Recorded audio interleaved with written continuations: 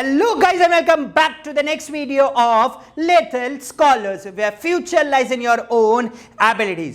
चलो भाई, करंट की सीरीज में हम लोग बहुत आगे पहुंच गए। करंट पढ़ लिया, सर्किट पढ़ लिया, सब लगाना सीख लिया। अब बची है आज की कहानी। आज हम लोग इस चैप्टर का एक बहुत इंपॉर्टेंट टॉपिक पढ़ने वाले हैं और उस इंपॉर्टेंट टॉपिक के सारे पैरामीटर, यानी कि आज का क्लास हम लोग पढ़ने वाले हैं सबसे पहले ओम्स लॉ, होता क्या है, होता क्यों है और कैसे है, और उसके अलावा हम लोग graphical representation and the derivation of the Ohm's law. तो आज का छोटा सा लेकिन बहुत मोटा लेक्चर, छोटा है बट लेकिन बहुत मोटा लेक्चर है। किसके ऊपर? ओम्स लॉ के ऊपर। अगर यह समझ नहीं आया तो आगे का कहानी गुल हो जाएगा। तो इसीलिए फटाफट से ओम्स लॉ की तैयारी कर लीजिए, कॉपी पेन उठाइए और ओम्स लॉ लिखना चालू कीजिए। जैसे बोलूं वैसे समझते जाना, इतना चुटकियों में काम खत्म। तो आज की क्लास ओम्स लॉ के ऊपर, चलिए, एंड इट्स ग्राफिकल रिप्रेजेंटेशन। चलिए अब हम लोग प्रोसीड करते हैं ओम्स लॉ की तरफ। चलिए भाई, ओम्स लॉ पढ़ते हैं। ओम्स लॉ रिलेशन बताता है दो चीजों के बीच में, करंट के बीच में और वोल्टेज के बीच में, ठीक है ना। ओम्स लॉ नाम क्यों पड़ा ओम्स? क्योंकि इसकी डिस्कवरी रेजिस्टेंस था। तो Ohm's law is basically the discovery of resistance, ठीक है ना।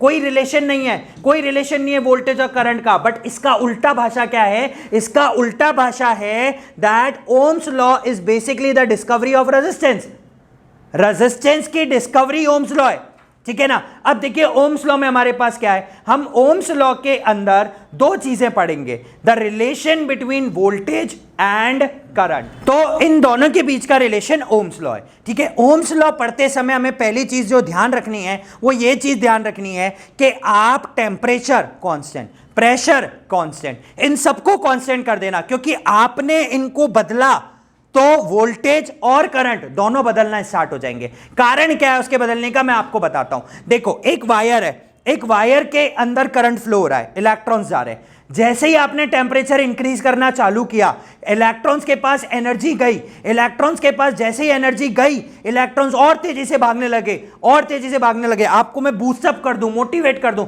आप दुगनी तेजी से काम करोगे। लेकिन आप लेस मोटिवेटेड हो तो धीरे धीरे हौले से, है ना, ऐसे होता है। लेकिन अगर मोटिवेटेड हो तो बोले नहीं, मैं आज ही खत्म कर दूंगा, आज ही पूरा घर बना लूंगा, आज ही क्लास 10th की साइंस खत्म कर दूंगा। This is what motivation.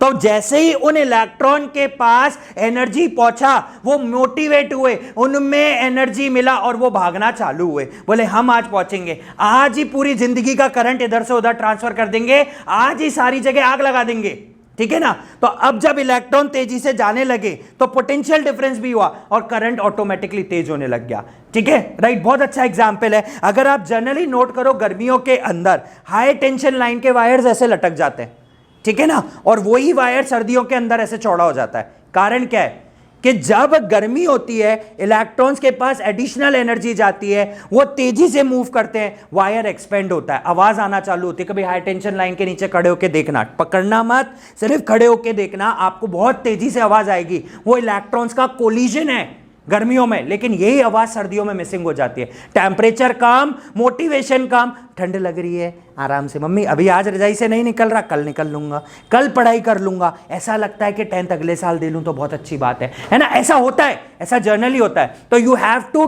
Put temperature pressures constant, ठीक है ना, राइट। बट ये ध्यान रखना, when pressure is there the best output will come, है ना। हम सबसे बढ़िया काम प्रेशर में कर सकते हैं। अगर आपके ऊपर प्रेशर होगा ना तो आप अपना बेस्ट निकाल के दोगे, लेकिन व्हेन यू आर रिलैक्स, कोई बात नहीं, चलने दो जो चल रहा है, ठीक है ना, राइट। तो it gives a relationship between current and potential difference. Current मतलब I, पोटेंशियल डिफरेंस मतलब V। ओम्स लॉ कहता है, ओम्स लॉ क्या कहता है उसको समझो, ठीक है ना। जैसे ये एक वायर है,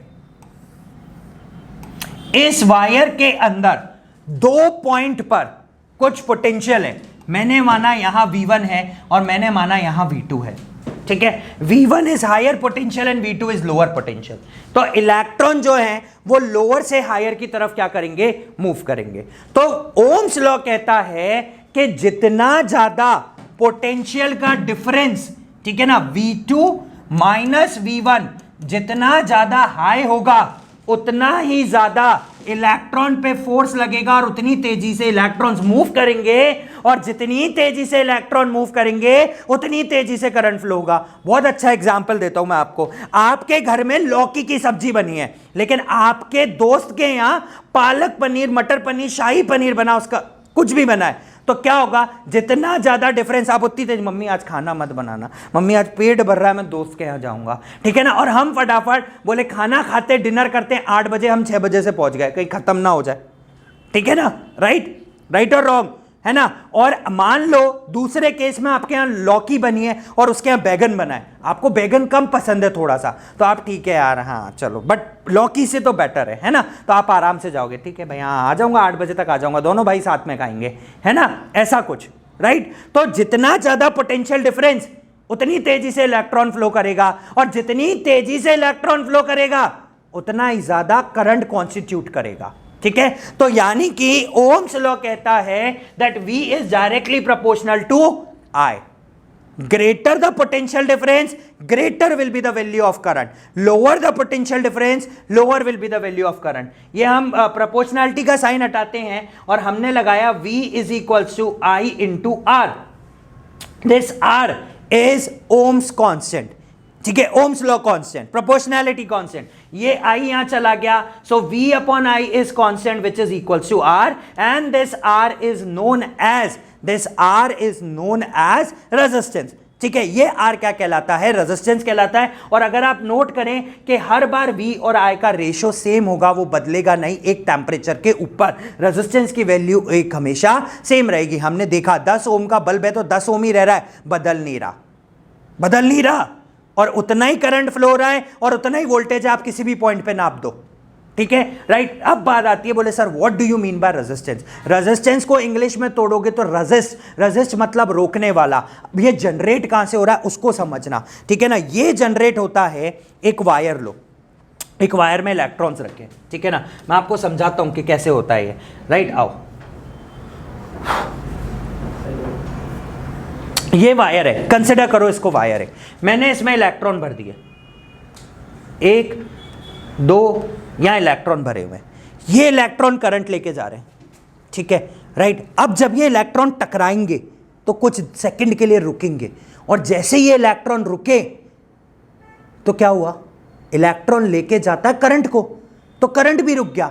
यानी कि resistance is nothing but the collisions of electrons while traveling from one point to another point.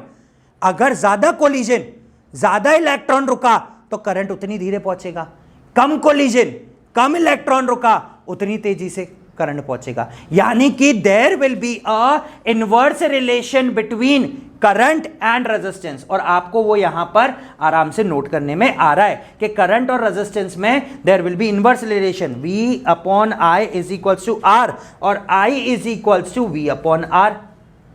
V, I और R are inversely proportional to each other. Resistance ज्यादा, कोलिजन ज्यादा, तो इलेक्ट्रॉन धीरे धीरे पहुंचेगा, करंट कम हो गया। रेजिस्टेंस कम, कोलिजन कम, हम फटाफट पहुंचेंगे। एक रोड बिल्कुल खाली पड़ा है, और दूसरे रोड पे भयंकर ट्रैफिक है, बताओ कहां पहुंचोगे? मान लो आप इलेक्ट्रॉन हो और आप करंट लेके जा रहे हो, करंट लेके जा रहे हो, तो ट्रैफिक वाली रोड में जब आप जाओगे तो आप धीरे धीरे पहुंचोगे, क्योंकि वहां रेजिस्टेंस ज्यादा है, ट्रैफिक ज्यादा है। बट उसी रोड को खाली कर दूं, लो भाई ये 150 की स्पीड पे पहुंच गए जहां पहुंचना था, यस और नो, ठीक है। तो this is what the inverse relationship between current and resistance, ठीक है। Now graphical representations of the Ohm's law, ठीक है। देखिए temperature fluctuations, temperature change, current और वोल्टेज की वैल्यू भी चेंज, ठीक है। तो V is directly proportional to I, it means there should be a straight line curve.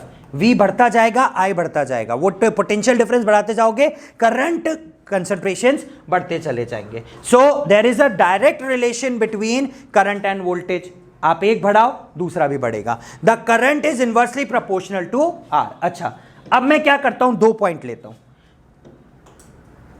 ये एक पॉइंट और ये दूसरा पॉइंट, ये एक करंट की वैल्यू और ये दूसरे करंट की वैल्यू। तो यहां पे क्या नोट हुआ? यहां पे नोट हुआ change in voltage, that is what V2 minus V1। और यहां पे क्या नोट हुआ? I2 minus I1। ठीक है, तो this is what delta V change in potential upon delta I change in current, and change in potential upon change in current is somewhat resistance. So what is the slope of VI curve? VI curve का क्या slope है एक बात में? Resistance. VI slope का curve क्या बताएगा? Resistance of the wire, और हर पॉइंट पे resistance of the wire constant रहेगा, वो कभी नहीं बदल सकता। ठीक है, so graph drawn between potential difference corresponding to the current values, the current is directly proportional to the potential difference and the slope of VI curve always shows you the resistance of the circuit। ठीक है, that is what resistance of the circuit. ठीक है, तो चलिए दोस्तों, ये हुआ हमारा आज का क्लास नंबर 4 खत्म।